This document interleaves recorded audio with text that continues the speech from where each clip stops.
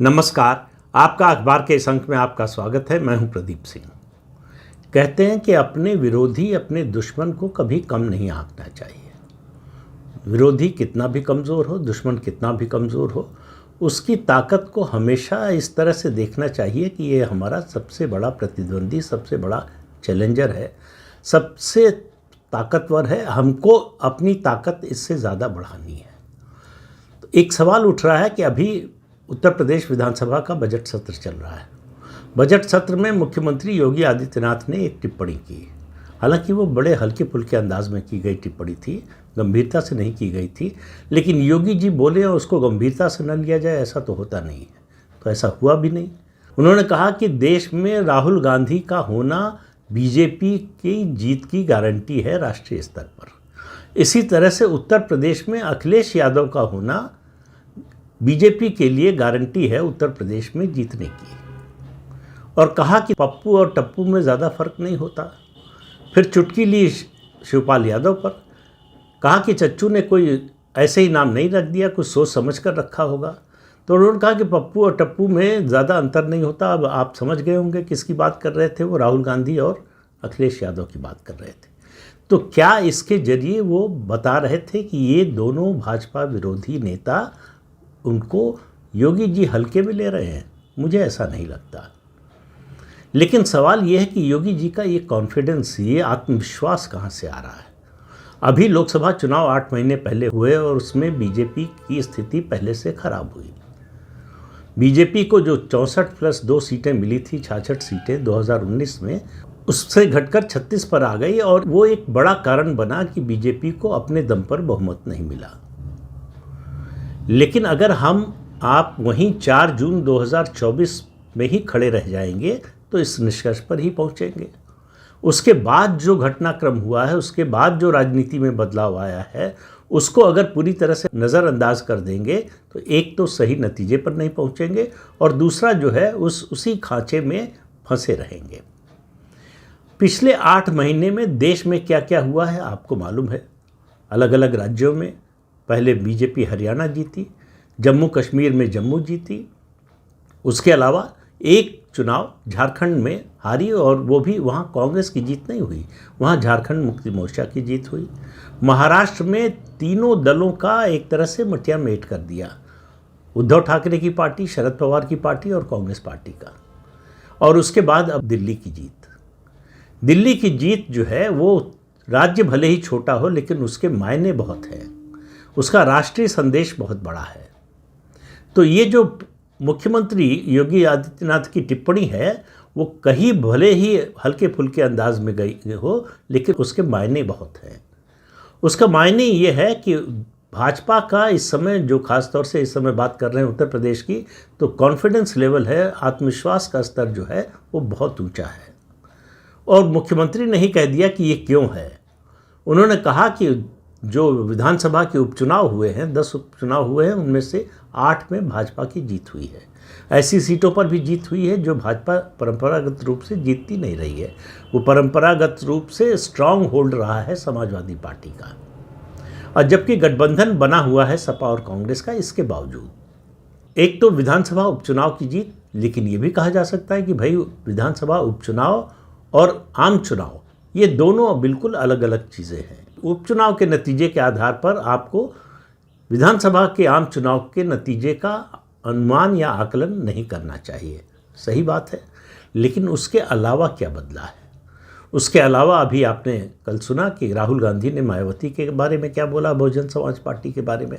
वो उनकी हताशा बताता है। अखिलेश यादव जिस तरह से लगातार महाकुंभ पर हमला कर रहे हैं वो उनकी हताशा बता रहा है। जिस तरह के होर्डिंग पोस्टर लगवाए जा रहे हैं कि अखिलेश यादव 2027 में आएंगे और 2031 में कुंभ करवाएंगे और उससे शानदार करवाएंगे। अखिलेश यादव जो पहले सवाल उठा रहे थे कि ये जो 30 करोड़, 35 करोड़, 40 करोड़ की फिगर बता रहे हैं योगी आदित्यनाथ, उनकी सरकार के लोग, इसकी गिनती कैसे हो रही है, कहाँ से उनको मालूम हो रहा है? उनको मालूम नहीं कि तकनीकी विज्ञान बहुत आगे निकल गया है। गिनती करने के लोगों के बहुत से तरीके हो गए। वहाँ AI कैमरे लगे हुए हैं पूरे मेला क्षेत्र में, उसके अलावा CCTV कैमरे लगे हुए हैं।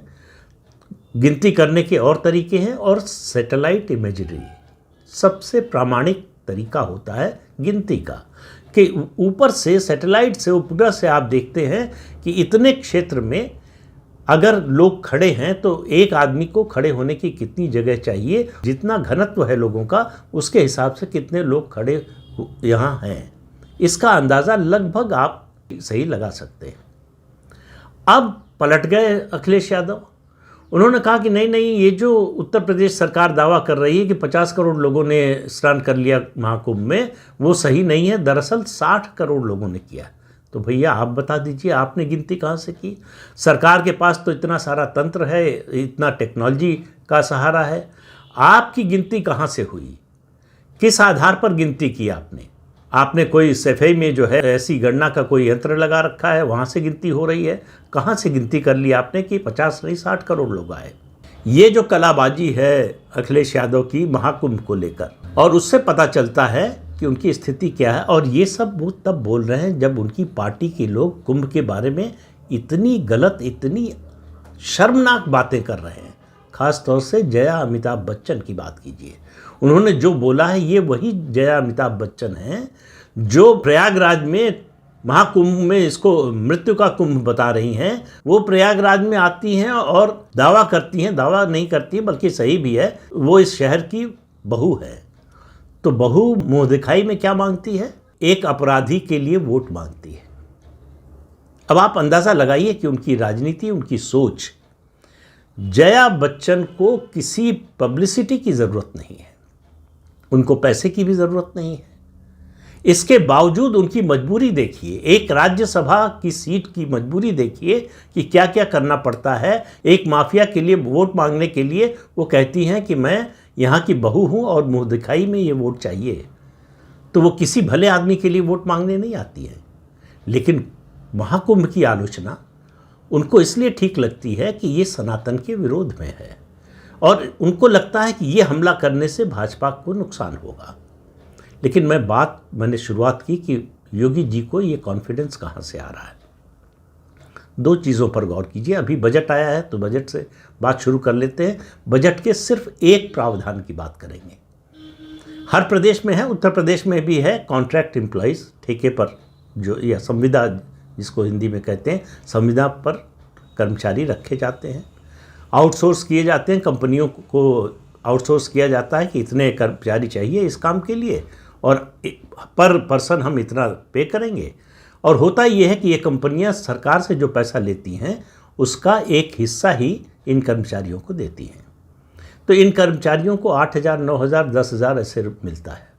सरकार ने बजट में ये प्रावधान किया है कि एक नया निगम बनाया जाएगा और प्रदेश भर के सारे निगम इसमें पैसा कंट्रीब्यूट करेंगे और इस पैसे से इन संविदा कर्मचारियों का वेतन बढ़ाया जाएगा जो कि 15 से 20,000 के बीच में होगा और ये पैसा सीधे उनके अकाउंट में जाएगा। अब आप सोचिए कितना बड़ा काम है। ऐसे कर्मचारियों की संख्या लगभग 5 लाख है। 5 लाख परिवारों पर इसका क्या असर पड़ेगा इसका अंदाज़ा आप लगा सकते हैं। और सरकार ने ये जो शुरू किया, बजट में प्रावधान किया है, मुझे पूरी उम्मीद है कि 2027 का चुनाव आने से पहले पहले ये जो रकम है, ये जो वेतनमान है, इसको और बढ़ा दिया जाएगा। तो सरकार ज़मीन पर क्या काम कर रही है, एक। दूसरा, उत्तर प्रदेश में सनातन का जिस तरह से पुनरुत्थान हो रहा है, संभल को आप लगातार याद रखिए। संभल के एसपी की जो प्रेस कॉन्फ्रेंस थी उस पर ध्यान दीजिए। पता नहीं आप लोगों में से कितने लोगों ने उसको ध्यान से पढ़ा या देखा।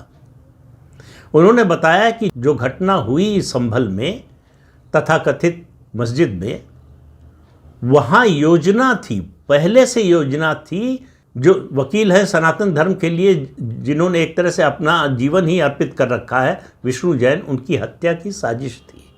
और इस हत्या की साजिश में खाड़ी के देशों से पैसा, हथियार और पाकिस्तान से हथियार आए और वहाँ जो बरामद हुए हैं, गोलियाँ बरामद हुई हैं, हथियार बरामद हुए हैं, वो पाकिस्तान के हैं, ये साबित हो चुका है।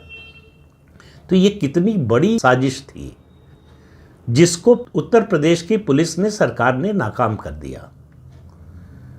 और संभल में अब आने वाले दिनों में आप देखते रहिए, अभी 26 फरवरी तक जो है सरकार का ज़्यादा ध्यान जो है महाकुंभ पर है। जैसे ही शिवरात्रि पर महाकुंभ का अंतिम स्नान होगा, उसके बाद से आप देखिएगा संभल पर ध्यान, फोकस सरकार का बढ़ने वाला है। वहाँ जिस तरह से डेमोग्राफिक चेंज किया गया, वहाँ जिस तरह से दंगा कराने की कोशिश की गई, और वहाँ का सांसद और विधायक दोनों आरोपी हैं। मुझे कोई आश्चर्य नहीं होगा कि आने वाले कुछ दिनों में ये दोनों गिरफ्तार हो जाएं। इनके खिलाफ इतने मामले हैं कि इनकी गिरफ्तारी में कोई ज़्यादा संदेह लगता नहीं, लेकिन वो होगा कि नहीं, जब होगा तब देखेंगे। लेकिन 64 तीर्थों के विकास का काम संभल में शुरू हो चुका है, तो योगी जी का आत्मविश्वास इससे आ रहा है। संगम में जो स्नान करने आ रहे हैं, करोड़ों लोग उनमें से अयोध्या भी जा रहे हैं, काशी भी जा रहे हैं, उसके अलावा माँ विंध्यवासिनी के दर्शन करने भी जा रहे हैं, मथुरा और वृंदावन भी जा रहे हैं। मैं ये नहीं कह रहा हूँ कि सब लोग जो जा रहे हैं वो कल चुनाव जैसे होगा जाके सब बीजेपी को वोट कर देंगे। ये एक वातावरण बन रहा है, सनातन समर्थक वातावरण बन रहा है, सनातन के जागरण का वातावरण बन रहा है। इसलिए आप 2024 में अगर अटके हुए हैं तो आप बड़ी गलत जगह पर खड़े हैं। वो ऐसा ट्रैफिक जैम है जहाँ से आप निकल नहीं पाएंगे। वहाँ से अगर आप निकल कर सोचना शुरू करेंगे उत्तर प्रदेश की राजनीति के बारे में, तब आपको समझ में आएगा। 2024 का नतीजा, उसके बहुत से कारण हैं, उस पर बहुत बातें हो चुकी हैं, उनको दोहराऊंगा नहीं, लेकिन उसमें बहुत सी वजहें जो हैं भाजपा की अंदरूनी राजनीति भी थी उसका कारण। लेकिन अब वो सब समस्याएं दूर हो चुकी हैं। इसके अलावा 2024 के लोकसभा चुनाव के नतीजे के बाद भारतीय जनता पार्टी ने जिस तरह से अपनी रणनीति बदली है, उत्तर प्रदेश में वैसा नहीं होगा ऐसा मानने का कोई कारण नहीं है। और उत्तर प्रदेश की हवा बदल रही है, इसका संकेत उपचुनाव के नतीजे बताते हैं। केवल जीत हार की बात नहीं कर रहा हूं मैं, जितने बड़े बड़े मार्जिन से भाजपा के उम्मीदवार जीते हैं वो बता रहा है कि उत्तर प्रदेश की हवा बदल रही है। और उसका और प्रमाण आपको चाहिए तो अखिलेश यादव के बयान और उनका चेहरा देख लीजिए। अखिलेश यादव के अलावा राहुल गांधी का बयान और उनका चेहरा देख लीजिए, आपको समझ में आ जाएगा कि उनको दिखाई दे रहा है। राहुल गांधी यूं ही मायावती पर हमला नहीं कर रहे हैं। 4 जून 2024 को उन्होंने मायावती पर हमला नहीं किया कि अगर मायावती ने साथ दिया होता तो हमारी सरकार बन गई होती। सवाल यह है कि आज क्या ज़रूरत पड़ गई, आज ऐसा मौका क्यों आ गया, क्यों उनके एक पूर्व सांसद को, उनकी पार्टी के एक दलित नेता को ये बयान देने की ज़रूरत पड़ी कि मायावती का गला घोंट देना चाहिए। ये सब बौखलाहट के चिन्ह हैं और इन्हीं से आ रहा है योगी आदित्यनाथ का आत्मविश्वास। और सबसे बड़ा कारण है जनता के मन में एक पश्चाताप की भावना है। 2024 का लोकसभा का चुनाव, जिस तरह का नतीजा उसका आया, उससे लोगों को लग रहा है कि उनसे भूल हो गई और उस भूल का परिमार्जन करने का वो इंतज़ार कर रहे हैं। 2027 के चुनाव के बारे में आपको आकलन करना हो तो इस बात को ज़रूर ध्यान में रखना पड़ेगा। तो योगी जी का जो आत्मविश्वास है, ये जो उन्होंने पप्पू और टप्पू की तुलना की, वो दरअसल इसी से आया है कि जनता का जिस तरह का समर्थन है, जनता में जिस तरह से भाजपा को लेकर और भाजपा की प्रदेश सरकार को लेकर उत्साह है, तो उन्होंने विरासत और विकास दोनों को जिस तरह से साधा है और उन्होंने कानून व्यवस्था पर तो जो काम किया है वो अद्वितीय है। न इससे पहले हुआ, इसके बाद कभी होगा, इसके बारे में कहना आज मुश्किल है। लेकिन आज जो स्थिति है उत्तर प्रदेश में, कानून व्यवस्था की स्थिति, आप किसी व्यक्ति से पूछ लीजिए और ऐसे ही व्यक्तियों से पूछिए जो भाजपा का समर्थक ना हो, वो भी ये नहीं कह पाएगा कि कानून व्यवस्था की स्थिति में आमूल चूल परिवर्तन हुआ है। जो स्थिति 2017 से पहले थी और आज जो है, और उसके अलावा ये मुझे लगता है कोई ना कोई संस्था अध्ययन कर रही होगी, इसके आंकड़े आने वाले समय में आएंगे। उत्तर प्रदेश से कोरोना के बाद से पलायन में कमी आई है। मैं ये नहीं कह रहा हूँ कि बंद हो गया है, अब लोगों को अवसर मिल रहा है अपने ही प्रदेश में अपने घर रहकर काम करने का। हर तरह की सहूलियत मिल रही है, मौका है, बैंकों से कर्ज मिल रहा है, वित्तीय संस्थाओं से कर्ज मिल रहा है, रोजगार के नए अवसर पैदा हो रहे हैं। केवल सरकारी नौकरियों के आंकड़े पर ध्यान मत दीजिए, स्वरोजगार के क्षेत्र में जो हो रहा है उस पर भी नज़र रखिए। तब उत्तर प्रदेश में क्या बदलाव हो रहा है ये आपको नज़र आएगा। जिस तरह से सड़कों का निर्माण हो रहा है, एक्सप्रेसवे का निर्माण हो रहा है, एयरपोर्ट, मेडिकल कॉलेज, ये सब बन रहा है। ये मतलब ऐसा तो है नहीं कि जादू की छड़ी घुमाई और खड़ा हो गया भवन वहाँ पर। उसमें मजदूर लगते हैं, लोग लगते हैं, इंजीनियर लगते हैं, उसमें जो है ईंट, सीमेंट, जो है स्टील और तमाम चीज़ें लगती हैं।